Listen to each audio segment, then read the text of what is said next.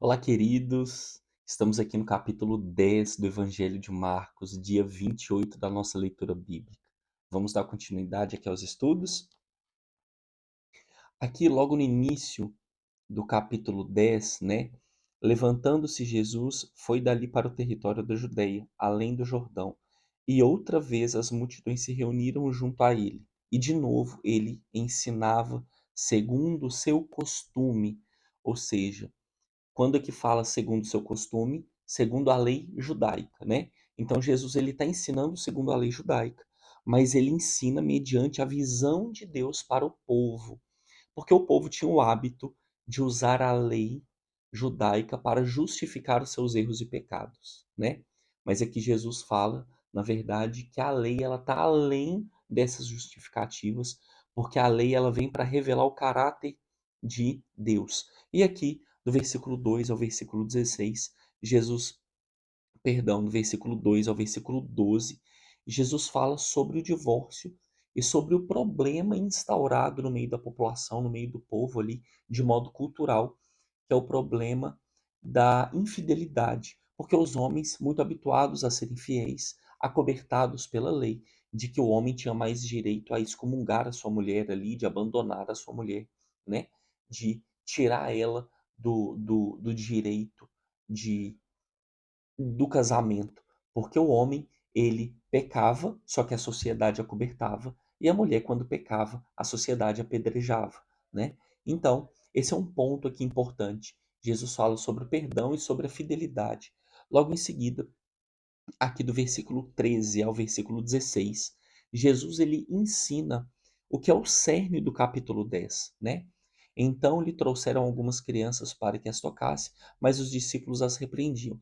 Jesus, porém, vendo isso, indignou-se e lhes disse: Deixe vir a mim os pequeninos, não os embaraceis, porque dos tais é o reino de Deus. Em verdade vos digo: quem não receber o reino de Deus como uma criança, de maneira nenhuma entrará nele. O que Jesus está falando aqui para os discípulos e para o povo é: as crianças elas confiam verdadeiramente no seu pai, elas são puras e simples de coração e elas não estão presas, né, à ganância do mundo. Então Jesus está falando da pureza das crianças, que o verdadeiro cristão é como uma criança que confia cegamente naquilo que o seu pai manda fazer. Se você pegar uma criança pequena, hoje eu tenho acesso que tem 3 anos e tudo que nós mandamos ela fazer, ela confia cegamente em nós porque ela nos ama cegamente e ela é nós somos referência de segurança para ela. Então ela obedece o que nós mandamos. Assim devemos ser nós cristãos diante de Deus, né? Diante de Jesus, a ponto de cumprir tudo aquilo que ele nos manda fazer. E aí, em seguida, Jesus tem a passagem do jovem rico, né? Do versículo 17 ao versículo 22, que é muito importante nós olharmos essa passagem porque ela fala sobre a ganância do coração do homem. Nós detalhamos ela bem aqui em Mateus, então eu não vou me apegar muito a esse fato, mas ela fala da ganância do homem e logo em seguida Jesus vem ensinar sobre esse coração ganancioso, né? Então Jesus, após esse momento do jovem rico, Jesus ele prediz pela terceira vez a sua morte e o sacrifício vicário, a sua paixão, que é morte de Cristo pela humilhação e pela injustiça, a sua crucificação diante do povo e o povo renegando a Jesus. Logo em seguida, os 3 dias a sua ressurreição, a vinda, o retorno de Jesus, né? Então, isso acontece do versículo 32 ao 34.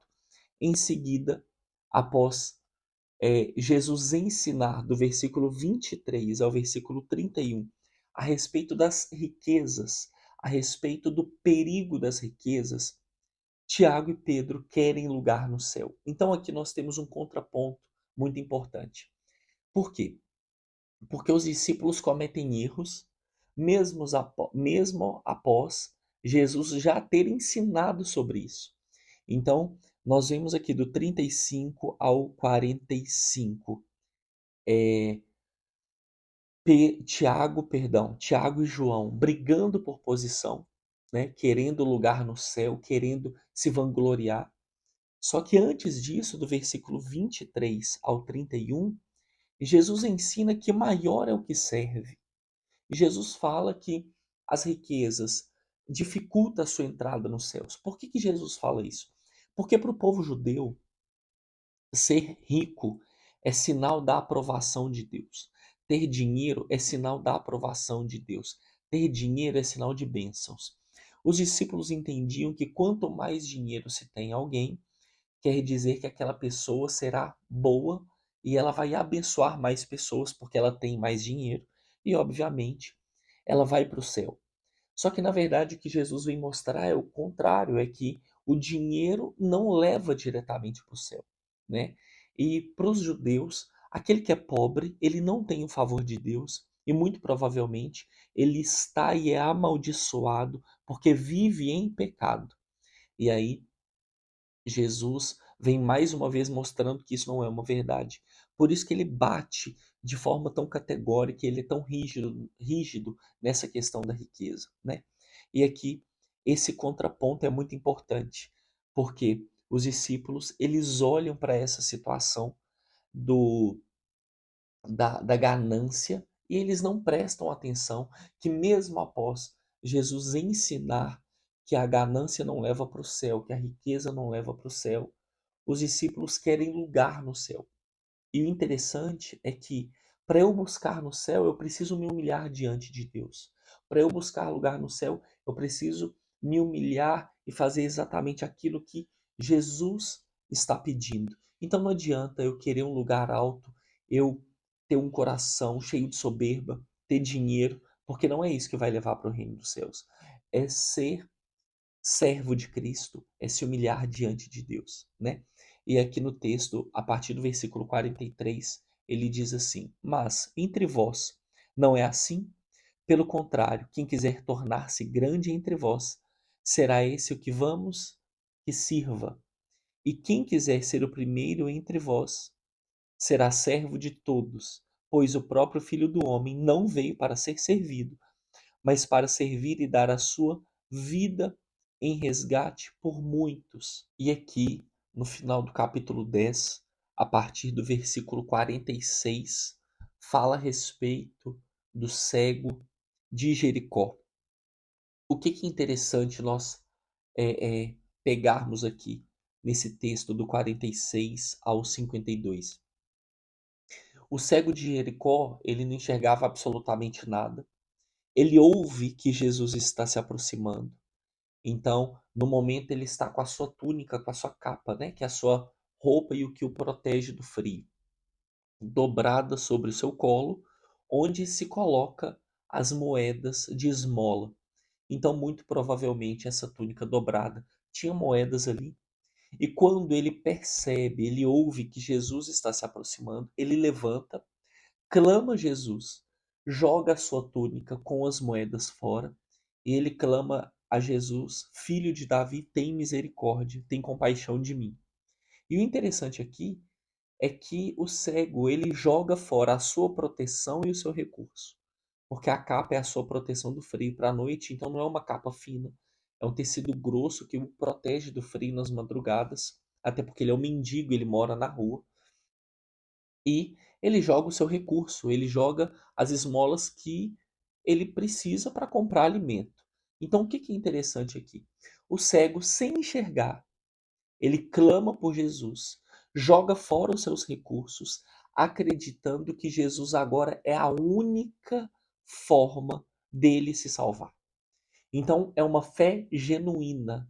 E a forma como ele se refere a Jesus mostra que no espírito dele ele já conhece quem Jesus é, né?